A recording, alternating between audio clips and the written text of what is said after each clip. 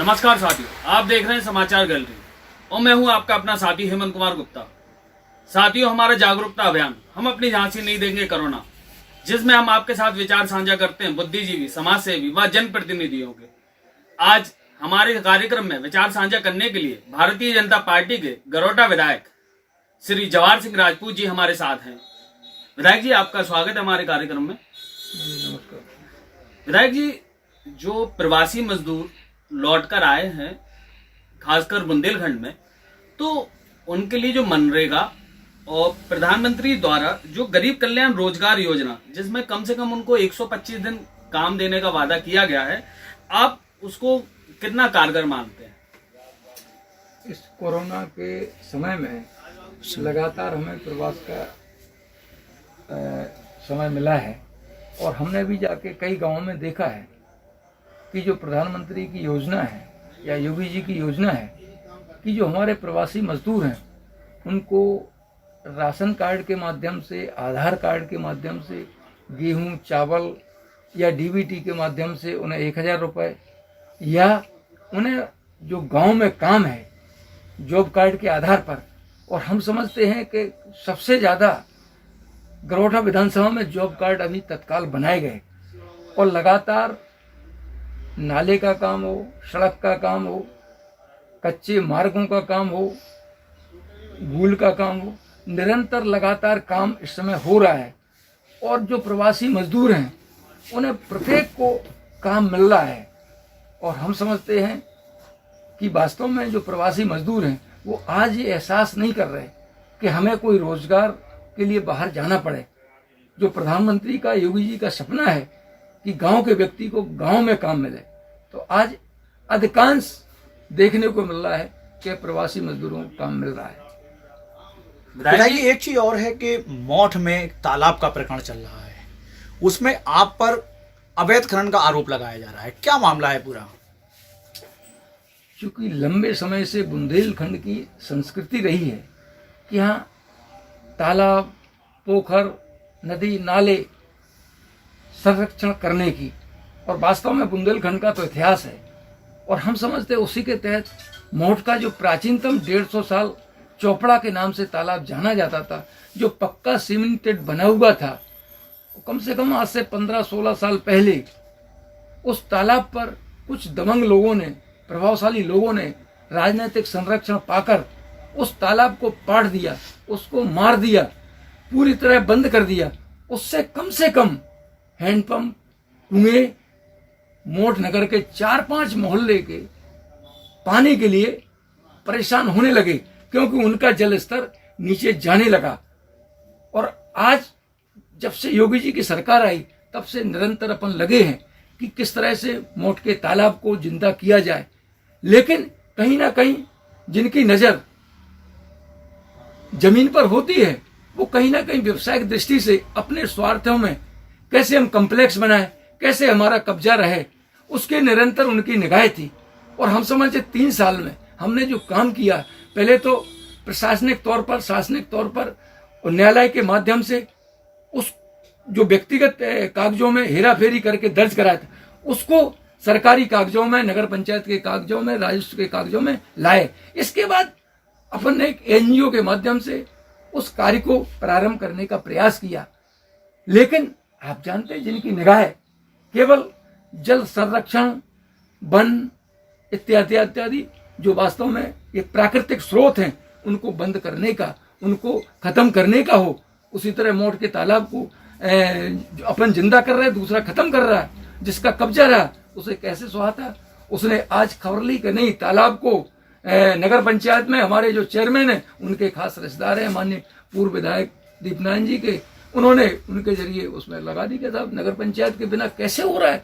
अरे हमने कहा ये हमारा नहीं कर रहे, ये जनता का है, हमारा थोड़ी है, ये जनता की धरोहर है, हम जनता को सौंपेंगे और ये मूल स्वरूप में हमें लाना है तालाब को। लेकिन कहीं ना कहीं उन्होंने इसमें आपके जो भी लोग रहे हैं उसमें कहीं ना कहीं से मिट्टी का खनन का उनने, जबकि मिट्टी जो वहां से उठाई जा रही थी निरंतर गौशाला में जा रही थी, जहाँ गौशाला में काफी गड्ढे थे, गायों को बैठने में उठने में दिक्कत हो रही थी, परेशानी हो रही थी, वहां मिट्टी को लाया जाता। लेकिन हम समझते अभी उन्होंने उस काम को रुकवा दिया है। लेकिन अपन ठहरेंगे नहीं। अपना दृढ़ संकल्प है कि वो तालाब को खोद कर रहेंगे। जो मूल स्वरूप था, चाहे निधि का हमें पैसा देना पड़े, कितना भी देना पड़े, हमने प्रस्ताव दे दिया डीएम को कि जितना भी निधि का हमारा पैसा लगे वो लगाइए, लेकिन उसके मूल स्वरूप में उसको सौंदर्यीकरण हमें करना है, जिससे कम से कम वहाँ के लोगों को घूमने की दृष्टि से, वाटर पार्क की दृष्टि से, वहाँ का वातावरण के लिए, वहाँ का जो गौ घाट का था, कपड़े धोने होने के लिए, नहाने के लिए, वो सब सुविधाएं वहाँ पर हों, इसके लिए अपन संकल्प है। एक चीज और विधायक जी, कि आपने कहा कि निधि, सरकार ने कहा है कि अब निधि खत्म हो गई है, तो फिर निधि का पैसा आप कैसे वहां दे सकते हैं? बिल्कुल सही कहा, क्योंकि निधि 2020-21 की सरकार ने सस्पेंड कर दी, लेकिन हमारी निधि गत वर्षों की बची हुई है, उसका अपन ने प्रस्ताव भी कर दिया है, और हमें लगता है एस्टिमेट भी शायद 20 लाख के आसपास का बन रहा है, तो जारी हो जाएगा। वो कौन लोग हैं जो जमीनों पे कब्जे का काम कर रहे हैं, आपकी नजर में कौन है? हाँ, बिल्कुल सत्य है भाई। ये बताइए, आज उन्हें ये ख्याल आ रही तालाब की, हम उनसे पूछना चाहते हैं कि जब 10 साल आप विधायक रहे वहां के, और वहां पर आपने जमीनों पर अपना, चाहे कॉलेज हो और चाहे कहीं और भी आपके म्यूनिसिटी हो, आपने वहां किसानों की जमीन दबा कर रख ली है उनके नाम। आज भी किसान चिल्ला रहा है कि हमारी जमीन इन्होंने दाब ली है, तो आज उन्हीं की दृष्टि इस तालाब पे थी। उन्हें उस समय ध्यान नहीं आई जब जो किले उन्होंने ध्वस्त कर दिया मोट का, और उसकी पूरी मिट्टी जाके वो तालाब पाट दिया, आज तालाब का नाम निशान बंद कर दिया। लेकिन अपना पूरा प्रयास है कि तालाब मूल स्वरूप में लाना है। विधायक जी, जो आत्मनिर्भर भारत पैकेज केंद्र सरकार द्वारा कोविड-19 की लड़ाई के लिए लाया गया है, उससे आप क्या समझते हैं? छोटे व्यापारियों को कितना लाभ होगा? नहीं, अब ये तो आपको बताएं, चूंकि ये देश जो है कुटीर उद्योगों का पहले से ही रहा है कि कुटीर उद्योगों को हमें बढ़ावा देना है। आज हम समझते हैं बुंदेलखंड में, एक उदाहरण के तौर पर बताएंगे, जैसे रानीपुर टेरीकोट है। आप देखो रानीपुर टेरीकोट का किस जमाने में तहलका सा मचा था, तो इसी तरह आज हम अगर वास्तव में जो ग्रामीण अर्थव्यवस्था पर निर्धारित हैं जो उद्योग धंधे, उनको हमें बढ़ावा देना चाहिए। और ये सरकार का मानना है कि जब तक ग्रामीण अर्थव्यवस्था हमारी ठीक नहीं होगी, तब तक हम स्वावलंबन नहीं होंगे। इसलिए मोदी जी ने और योगी जी ने पूरा कस लगाया कि हमें ग्रामीण अर्थव्यवस्था सुधारना है। विधायक जी, जैसे अकेले झांसी महानगर में 96 पॉजिटिव मरीज हो चुके हैं, और उसमें से लगभग 46 जो है वो ठीक भी हो चुके हैं, तो आपको क्या लगता है कि स्वास्थ्य सेवाएं बेहतर हैं? देखो, कोरोना का एक ऐसा है, क्योंकि देशव्यापी क्या कहें, ये तो एक पूरे दुनिया में संकट है, लेकिन फिर भी हमारे देश में, खास तौर से झांसी जनपद में बहुत ठीक स्थिति है, क्योंकि जिस तरह से प्रशासनिक व्यवस्था चल रही है कोरोना के मामले में, हर जगह बिल्कुल जो जिलाधिकारी हैं या उसमें लगे हुए व्यवस्था के लोग हैं, वो पूरी तरह से चुस्त दुरुस्त हैं। और कहीं भी हमें नहीं लगता, ग्रामीण स्तर पे हमें तो चूंकि एक सुझाव लगा था, केवल जो शादी ब्याह या तिरोदशी या धार्मिक कार्यक्रम, इन पे रोक लगना चाहिए, लगी रहना चाहिए। इससे क्या है कि गांव वाले इधर के इधर होते हैं, और कम से कम अगर 5 की उन्होंने व्यवस्था की है कि शादी 5 लोगों में हो सकती, तो ये अच्छी बात है। तिरोदशी कोई जरूरी नहीं है। तो हम तो ऊपर भी सुझाव दिया है, आपसे भी अनुरोध करें कि ये भीड़ न जुटे गांव में, क्योंकि शहरों में तो इसका पालन हो रहा है मास्क का, अन्य चीजों का, लेकिन गांव में सोशल डिस्टेंस और मास्क का प्रयोग नहीं हो रहा है। एक चीज और कि सरकार ने उस समय लॉकडाउन लगाया जब हमारे यहाँ मरीजों की संख्या कम थी। अन्य, अगर हम दुनिया के अन्य देशों की बात करें, तो वो उन्होंने लॉकडाउन जब खत्म किया जब उनके यहाँ कोरोना के मरीजों की संख्या कम हो गई है।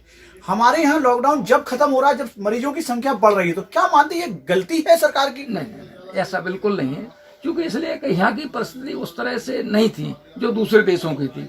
आज जैसे हम लोग बढ़ने की जो लगा रहे, अगर हम लोग देख लें तो उनमें से 50% आपके सही हो रहे हैं, वो चीज नहीं है।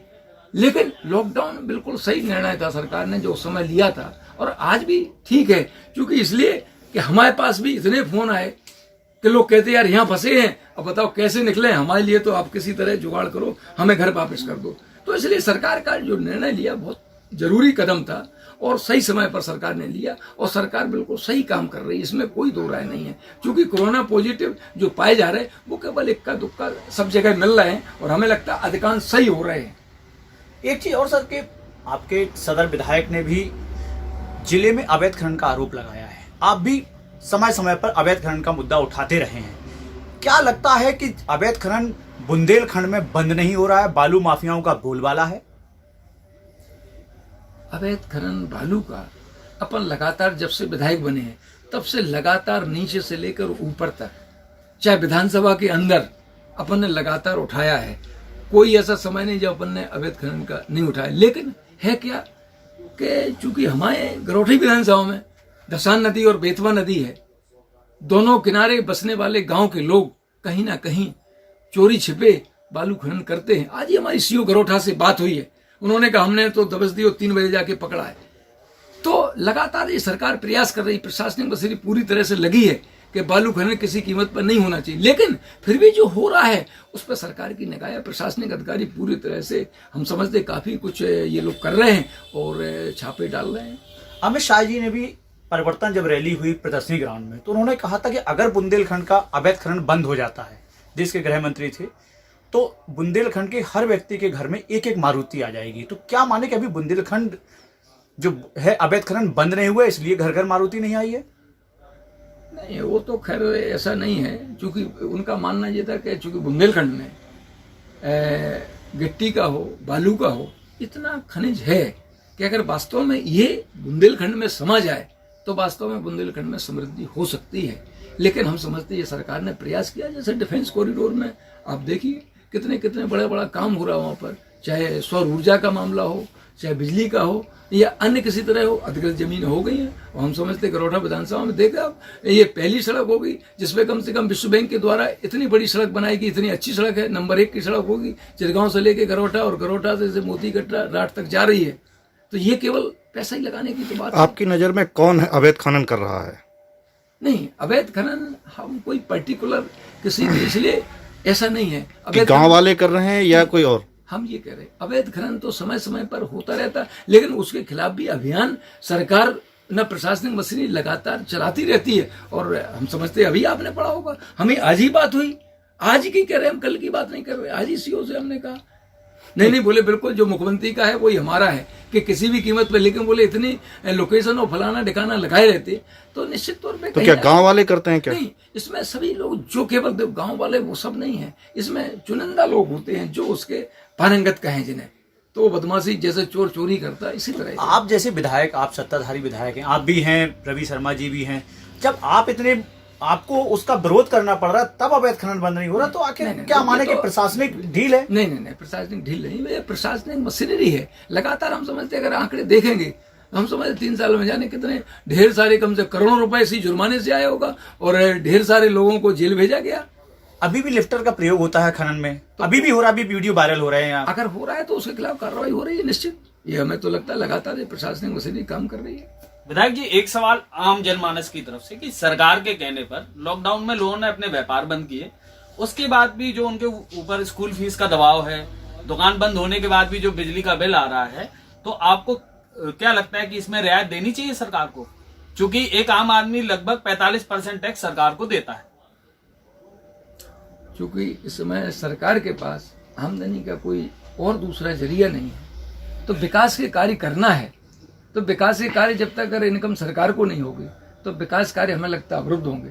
इसलिए सरकार का भी सोचना सही है कि अगर हमें इनकम अगर होगी तो निश्चित रूप से विकास कार्य में कहीं किसी प्रकार की बाधा नहीं होगी, चाहे वो सड़कें हो, बिजली हो, पानी हो, शिक्षा हो, स्वास्थ्य हो। हम समझते जैसे भी गरोठा में 100 बेड का संक्रमित करने के लिए एक अलग से बिल्कुल पूरा अस्पताल बनाया गया है नए रूप देने के लिए। तो विधायक जी, स्कूल फीस माफ होनी चाहिए? नहीं, स्कूल फीस कुछ ना कुछ तो सरकार को कम करना चाहिए। बिजली के बिल में रियायत? हाँ, करना चाहिए, और हमें लगता है बिजली मंत्री ने कहा भी है उसमें।